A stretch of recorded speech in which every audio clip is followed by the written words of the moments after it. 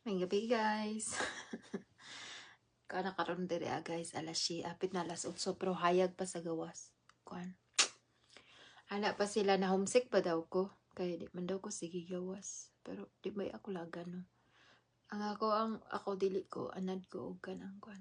Anad ko og tawag dito sanay ako sa ganitong sitwasyon. Like chill lang sa loob.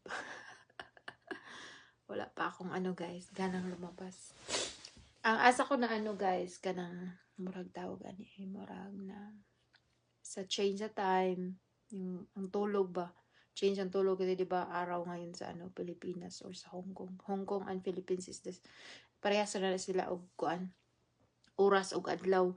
But diri dili jud siya pareha gabi diri adlaw sa inyo ha.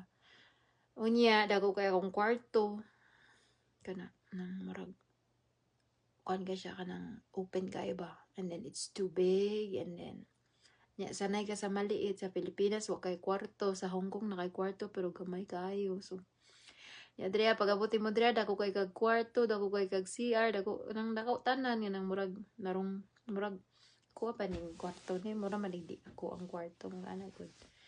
Muna isa sa mga maka-homesick. Ay, dili siya homesick kanang di ka makatulog dayon.